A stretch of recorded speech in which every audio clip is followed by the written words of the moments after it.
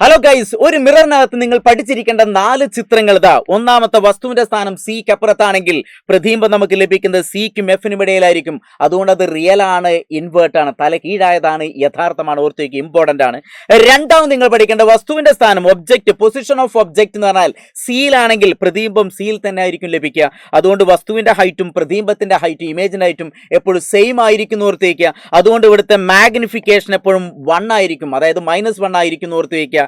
ഇനി അതോടൊപ്പം ആ ഒരു ചിത്രത്തിന്റെ പ്രത്യേകതകൾ എന്തൊക്കെയെന്ന് വെച്ചാൽ അത് തലകീഴായതാണ്, യഥാർത്ഥമാണ്, റിയൽ ആണെന്നൊക്കെ ഓർത്തു വയ്ക്കുക. ഇനി മൂന്നാമത് പഠിക്കേണ്ട ഒരു ചിത്രം എന്ന് പറഞ്ഞാൽ വസ്തുവിന്റെ സ്ഥാനം സിക്കും എഫിനും ഇടയിലാണെങ്കിൽ പ്രതിബിംബം നമുക്ക് ലഭിക്കുന്നത് ബിയോണ്ട് സി, വളരെ വലിയൊരു പ്രതിബിംബം ലഭിക്കുന്നു. അതോടൊപ്പം അതിന്റെ പ്രത്യേകത എന്ന് പറഞ്ഞാൽ ലാർജർ ദാൻ ഒബ്ജക്ട്, ഒബ്ജക്റ്റിനേക്കാൾ വലിയ പ്രതിബിംബമായിരിക്കും, അത് തലകീഴായിരിക്കും, അത് യഥാർത്ഥമായിരിക്കും, ഇൻവേർട്ട് ആയിരിക്കും ഓർത്ത് വയ്ക്കുക. ഇനി കോൺവെക്സിൽ പഠിക്കേണ്ട അവസാനത്തെ ഒരൊറ്റ ചിത്രം, 4 ചിത്രങ്ങൾ നിങ്ങൾ പഠിക്കുന്നത്, അതിൽ കോൺവെക്സിൽ ഒരു ചിത്രമാണ്. ആ കോൺവെക്സിൽ വസ്തുവിന്റെ സ്ഥാനം എവിടെയായിരുന്നെങ്കിലും പ്രതിബിംബത്തിന്റെ സ്ഥാനം എപ്പോഴും പിക്കും എഫിനും ഇടയിലായിരിക്കും, അല്ലെങ്കിൽ ബിഹൈൻഡ് ദ മിറർ, ദർപ്പണത്തിന്റെ പിന്നിലായിരിക്കും ഓർത്തേക്കുക.